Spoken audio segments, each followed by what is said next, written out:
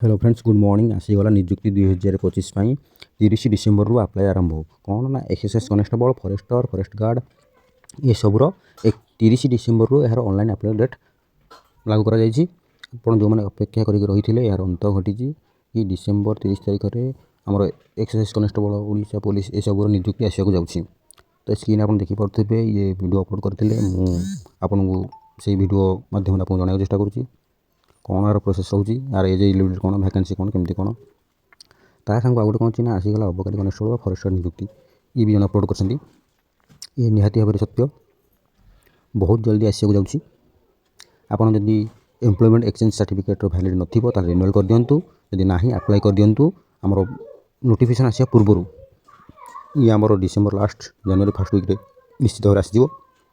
XS constable forest गार्डर criteria कौन apply date देखिए देखाई 29/2025 ये संपूर्ण भाव में मिथ्या नुह किंतु आसबार संभावना बहुत। तो फिजिकल क्वालिफिकेशन एज आप जानते जमी आम रनिंग रुहे लंग जंप हाई जंप रुहे ये सब रही फास्ट तो रिटन एग्जामिनेशन हम रिटन क्वालिफाई कले आपको 7 टाइम पिलाऊँ ने तापर आप फिजिकल देवे प्रोसेस तो आपको जन दी नेक्स्ट वीडियो तो आम आसवा टे डाउट था तो आप निश्चित भाव रुहतु कि डिसेम्बर लास्ट जनवरी फर्स्ट वीक आसबार 99% चान्स रोचे।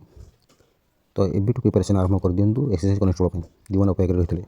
आ वीडियो नुआ होते सब्सक्राइब कर दिंतु लाइक गोटे कर दिंतु थैंक यू। शेष में आपन गोटे कथा कहूँ चाहूँगी जे आगुरी आमर फास्ट फिजिकल होता तापर रिटन एग्जामिनेशन होता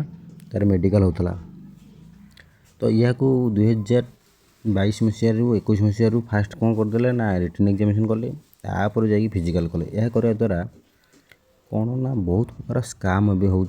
कौन स्काम ना रिटन एग्जामिनेशन जहाँ वीक थी से पैसा पत्र देकी से धरुंच